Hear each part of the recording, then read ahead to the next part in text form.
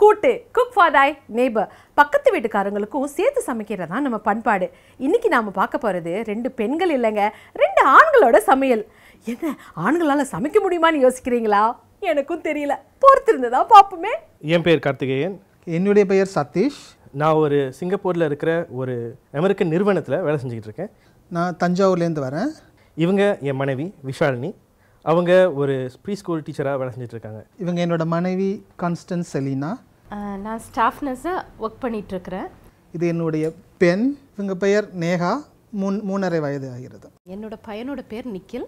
கேட்டு படிக்கிறான். ரொம்ப சுட்டித்தனம் பண்ணுவார். நான் சிங்கப்பூருக்கு வந்து கிட்டத்தட்ட 10 வருஷம் ஆயிடுச்சு.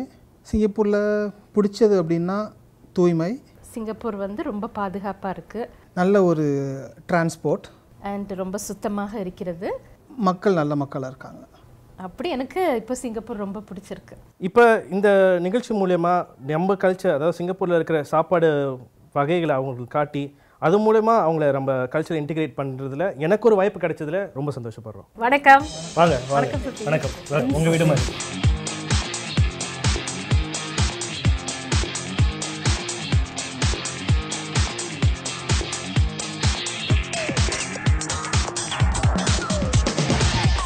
பொதுவாக சமையல் நிகழ்ச்சிகளில் இல்லத்தரசிகளை தான் பார்த்துருப்பீங்க. ஆனால் இன்னைக்கு நம்ம கூட்டு நிகழ்ச்சியில் 2 ஆண் சிங்கங்களை கூட்டிகிட்டு வந்திருக்கோம். இது கார்த்திக், இது சதீஷ். கார்த்திக், இன்னைக்கு என்ன சமைக்க போறீங்க? சிங்கப்பூரில் நிறைய பேர் விரும்பி சாப்பிட்ற ஒரு டிஷ் இக்கான் பிலிஸ் ஃப்ரைட் ரைஸ்னு வரும். ஈகான் பிலிஸ்னால் எனக்கு கூட ரொம்ப பிடிக்கும். ஆமாம், இந்த ஈகான் பிலிஸ் இந்த உணவு வந்து எந்த நாட்டை சேர்ந்து நம்ம நாட்டுக்கு வந்தது? அதாவது அது எங்கே கரெக்டாக வந்துச்சுன்னு எனக்கு தெரியல. பட் ஏஷியாலே, இந்தோனேஷியாவில், ஜகார்த்தாவில், சிங்கப்பூரில், மலேசியாவில் ரொம்ப விரும்பி சாப்பிட்ற ஒரு சாப்பாடு. சதீஷ், நீங்கள் இந்த ஈகான் பிலிஸ் இந்தியாவில் கேள்விப்பட்டிருக்கீங்களா? இந்தியாவில் ஈகான் பில்ஸ்ன்னு சொல்ல மாட்டோம், நெத்திலின்னு சொல்லுவோம். சாதத்தில் இது பண்ணி சாப்பிட மாட்டோம், தனியாக நெத்திலி வறுவல் அப்படி செஞ்சு. ஆமாம், இங்கே தமிழில் நாங்கள் நெத்திலி கருவாடுன்னு சொல்லுவோம். ஆனால் இந்தியாவுக்கு நான் போயிருந்த போது நெத்திலி கருவாடு இந்த மாதிரி இருக்காது இல்லையா? அது கொஞ்சம் பெருசாக, கொஞ்சம் பெருசாக இருக்கும், கொஞ்சம் பெரிய சைஸாக இருக்கும். அதை வறுத்து சாம்பார் சாதம் கூட சேர்த்து சாப்பிட்ருப்போம். ஈகான் பில்ஸ் ரைஸாக நாங்கள் செஞ்சோம். ஓகே. இங்கேயும் நம்ம ஈகான் பிலிஸை நெத்திலி கருவாடுன்னு சொல்லுவோம். ஆமாம், உங்கள் 2 பேருக்கிட்ட எனக்கு ஒரு கேள்வி. நீங்கள் உண்மையிலேயே வீட்டில் சமைப்பீங்களா, இல்லை இந்த நிகழ்ச்சிக்காக உங்கள் மனைவிமார்கள்ட்ட பாடம் எடுத்துகிட்டு வந்து செய்கிறீங்களா?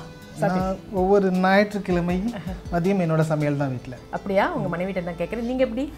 அதாவது 3 மாத காலமாக நான் யூஎஸ்ஏல இருந்ததுனால ஆக்க வேண்டிய ஒரு சூழ்நிலை வந்துச்சு. தனி ஒரு ஆசை. வா. சரி, இந்த ஈகான் பிலிஸ் ஃப்ரைட் ரைஸ்க்கு என்னென்ன பொருட்கள் தேவை? எண்ணெய், கடுகு, பூண்டு, வெங்காயம், பச்சை மிளகாய், தக்காளி, உருளைக்கிழங்கு, நெத்திலி, மிளகாய்த்தூள், மஞ்சள் தூள், ஒரு முட்டை, ஆயிஸ்டர் சாஸ், கொத்தமல்லி, சாதம். சரி, ஈகான் பிலிஸ் ஃப்ரைட் ரைஸ்க்கு தேவையான பொருட்களை எல்லாம் பார்த்தாச்சு. கார்த்திக், என்ன செய்ய போகிறோம்? முதல்ல ஆக்க போகிறோம். எதை முதல்ல போடணும்?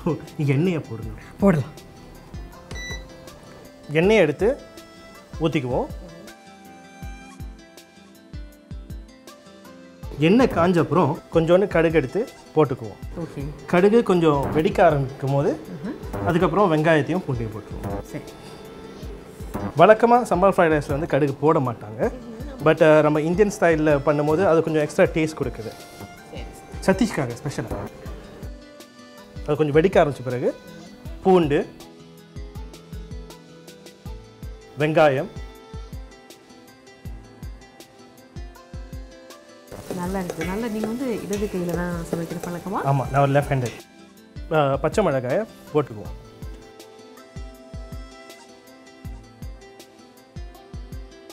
அதாவது எங்கள் அம்மா கற்றுக் கொடுத்த ஒரு விஷயம் என்னென்னா, எந்த அளவுக்கு நம்ம அதை மெதுவாக வச்சு வதக்குறோமோ அந்த அளவுக்கு ருசி நிறையா வரும். அதாவது நான் நிறையலாம் ஆக்குறது கிடையாது. என்னோட பெரிய குவாலிஃபிகேஷனே நல்லா சாப்பிட்றது தான். கார்த்திக், வயிறு பார்த்தாலே தெரியுது கார்த்திக். ஆமாம், இந்த வதக்குறது எல்லாமே வந்து நமது அம்மா தான் முதல் சமையல் குருன்னு சொல்லுவாங்க. உங்களுக்கு அப்படி தானா? நீங்களும் அம்மா கிட்ட தான் கற்றுக்கிட்டீங்களா, இல்லை உங்கள் மனைவி கல்யாணத்துக்கு அப்புறம் தினம் வாங்கி போடுங்கன்னு கற்றுக் கொடுத்தாங்களா? மனைவி சொல்லி கொடுத்ததே நான். ஓ, மிளகா போட்டாச்சு. அதுக்கப்புறம் என்ன பண்ணணும் கார்த்திக்? அதுக்கப்புறம் கிழங்கு வந்து அவிச்சிடணும். இதுதான் ரொம்ப நேரம் எடுக்கும் அவியறதுக்கு. அதனால நம்ம என்ன பண்ணுறது, அது பொடிசாக சின்னதாக தின்னாக வெட்டி போடுறதுனால அது கரெக்டாக வந்துடும். சரி, தனியாகவும் பொரிச்சு போடலாம், இதோட சேர்ந்தும் கிண்டிடலாம். கண்டிப்பாக. தக்காளியை போட்டுக்குவோம். சரி, இந்த பூண்டெல்லாம் போட்டதுக்கப்புறம் நம்ம தக்காளியை போடுறீங்க. சரி, இன்னொரு கார்த்திக், இப்போ இந்த எண்ணெய் போட்டோம் இல்லையா, எந்த எண்ணெய் போடணும்? ஆலிவ் ஆயில் இப்போ வந்து ரொம்ப உடல் ஆரோக்கியத்துக்காக போடுறாங்களா, ஆலிவ் ஆயில் கூட பயன்படுத்திக்கலாமா? அதாவது நான் வெளியூரில் கற்றுக்கிட்ட ஒரு விஷயம் என்னென்னா, எந்த எண்ணெயும் யூஸ் பண்ணலாம், தப்பு கிடையாது. ஆனால் அது என்னன்னு தெரியல, ஆலிவ் ஆயில் போடும்போது அது ஒரு ருசி வித்தியாசமாக இருக்குது, லைட்டாகவும் இருக்குது, சாப்பிடும்போது நல்ல ஜீரணமாகவும் ஆகுது. அதாவது எனக்கு பிடிச்சி நான் ஆலிவ் ஆயில் தான் யூஸ் பண்ணுவேன். சரி கார்த்திக், இன்னொரு கேள்வி. உங்களுக்கு சமைக்க தெரியும்னு காட்டிக்கிறதுக்காக கிண்டிக்கிட்டே இருக்கீங்களா, இல்லை உண்மையிலே இப்போ கிண்டணுமா? கண்டுபிடிச்சிங்களா? ரொம்ப நேரம் கிண்டிட்டு இருக்கீங்களே, அதான் கேட்டேன். சமைக்க தெரிஞ்ச மாதிரி தெரியுறதுக்காக கிண்டிட்டு இருக்கேன். சரி சரி, இப்போ அடுத்து என்ன போடணும்? என்ன போடுங்க? பத்தாது கார்த்திக், போட்டுருவேன், பானை பத்தாது. தக்காளி சுருங்கின பிறகு இக்கம்பிலிஸையும் சேர்த்து போட்டுக்குவோம். இக்கம்பிலிஸ் நல்லா கொஞ்சம் ஓரளவுக்கு பொரிஞ்ச பிறகு மஞ்சத்தூளியும் மிளகாத்தூளியும் எடுத்து போட்டு நல்லா கிண்டிக்கணும். ஆயிஸ்டர் சாஸை சேர்த்துக்குவோம். சேர்த்து நல்லா கிண்டிக்குவோம். எல்லாம் நல்லா மிக்ஸ் ஆன பிறகு முட்டையை உடச்சி ஊற்றிடுவோம்.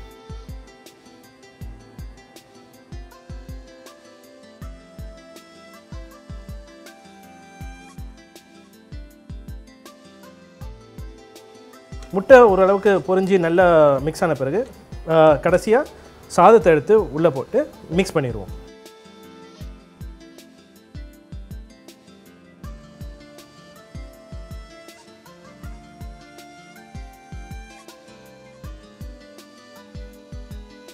கார்த்தி, எனக்கு ஒரு கேள்வி. இப்படிதான் கார்த்திகை நம்ம அடிக்கடி கேள்வி கேட்குறோம். கேளுங்க. உப்பு அவசியமாக சேர்க்கலாமா, சேர்க்கக்கூடாது? நல்ல கேள்வி. நீங்கள் இப்படி கேட்குறதுனால அதிகமாக போடலான்னு நினச்சேன். வேணாம். பட் ஆக்சுவலி உண்மையில சொல்ல போனால் போட தேவையில்லை. ஏன்னா உங்களுக்கு வந்து ஆயிஸ்டர் சாஸ்லேயும் உப்பு இருக்குது, கருவாட்லேயும் உப்பு இருக்குது. பட் நீங்கள் டேஸ்ட் பண்ணும்போது இன்னும் கொஞ்சம் சேர்த்துக்கலாம், பிரச்சனை கிடையாது. இல்லாட்டா நம்ம சோறு வடிக்கும் போது அதிலேயே கூட போட்டுக்கலாம். ஆமாம், கரெக்டாக. கார்த்திக், இதை எவ்வளோ நேரம் வேக வைக்கணும்? கிழங்குக்காக இன்னும் கொஞ்சம் வேக வைக்கலாம். நான் ஒரு 2 நிமிஷம் வேக வச்சா போதும். 2 நிமிஷம் வேக வைக்கலாமா? அப்போ இது மூடி வச்சுருவோமா? முடியுது. கார்த்திக் அதிரடியாக சமைச்சிட்டாரு, பார்க்க பிரமாதமாக இருக்குது, அதே மாதிரி ருசியும் பிரமாதமாக இருக்குன்னு கொஞ்சம் நேரத்தில் தெரிஞ்சுக்கலாம். இக்கான் வில்லிஸ் நாசி கோரிங் தயாராகிடுச்சு. இப்போ ருசி பார்க்கும் நேரம். விஷாலினி, என்ன ருசி பார்க்க தயாராக இருக்கீங்களா? சாப்பிட்டு தான் பார்ப்போம். என்ன இப்படி சொல்கிறீங்க? இவ்வளோ கஷ்டப்பட்டு சமைச்சாரு. என்ன கார்த்திக்? சும்மா சொன்னேன். சரி, நீங்கள் சதீஷ் தயாராக இருக்கீங்களா? கண்டிப்பாக.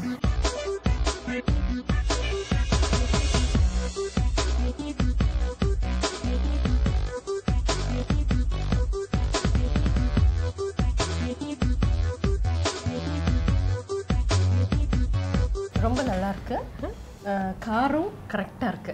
கேட்டவங்கள்ட்ட உப்பு கரெக்டாக இருக்குது, போட வேண்டிய அவசியம் இல்லை. கால்ஸ் 2 பேர் நல்லா இருக்குன்னு சொல்லிட்டாங்க. வாழ்த்துக்கள், நீங்கள் பாஸ் ஆகிட்டீங்க. ரொம்ப சந்தோஷம். அத்தா, நான் பாஸ் ஆகிட்டேன்.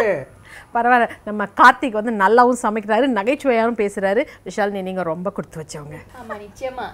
கார்த்திகை முத பார்த்தோன்னே ஒரு ஃப்ரெண்ட்லியான ஒரு ஃபேஸ் இருந்தது அவருக்கு. தமிழர்களுக்கு இருக்கக்கூடிய இந்த ஹாஸ்பிட்டாலிட்டி அவருக்கு இருந்துச்சு. கார்த்திக் அண்ட் விஷாலினி யங் கப்பல். அவங்கள பார்த்த உடனே நான் கல்யாணம் முடிஞ்ச புதுசில் நானும் என்னுடைய ஹஸ்பண்ட் எப்படி இருந்தோமே அதே மாதிரி ஒரு ஃபீலிங் இருந்தது. அவர் சமைக்கும்போது கொஞ்சம் ஜாலியான டைப்பாக இருந்தார். அது எப்படி சமையல் வரும்னு யோசித்தோம். பட் டேஸ்ட் பண்ணால் ரியலி குட். இங்கே இந்த நெத்திலி கருவாடு அப்படிங்கும்போது எனக்கு அவ்வளோவா விருப்பம் கிடையாது. பட் கார்த்தி சமைச்சு அதை சாப்பிட்டதுக்கப்புறமா அது மேலே ஒரு ஈடுபாடு வந்திருக்கு. குக்கிங்கில் ரொம்ப முக்கியமானது ஃப்யூஷன், க்ரியேட்டிவிட்டி. அது சதீஷ்ட நிறையவே இருக்குது அப்படின்னு நான் கற்றுக்கிட்டேன். அவங்களோட குக்கிங் கூட ஒரு வேகமும் விவேகமாக இருந்தது. கண்டிப்பாக இதுக்கு அப்புறமும் நாங்கள் கலந்து நல்ல ஒரு ஸ்மூமான ஒரு நட்பை வளர்க்கணும்னு ஆசைப்படுறோம். இந்த மாதிரி வித்தியாசமான சுவையான உணவுகளை உலகத்துக்கே அறிமுகப்படுத்துறது தான் இந்த கூட்டு நிகழ்ச்சியின் ஒரு சிறப்பு. அடுத்த நிகழ்ச்சியில் நம்ம தஞ்சாவூர்லேருந்து வந்த சதீஷ் என்ன செய்ய போகிறாரு? நான் க்ரீன் சில்லி சிக்கன் சுக்கா. தஞ்சாவூர் சமையலா? கர்நாடகா தமிழ்நாடோட ஃபியூசன். அதை நம்ம அடுத்த நிகழ்ச்சியில் பார்க்கலாம். அடுத்த கூட்டு நிகழ்ச்சியில் ஒரு புதிய சுவையோடு உங்களை சந்திக்கிறேன். ராணி கண்ணா, வணக்கம்.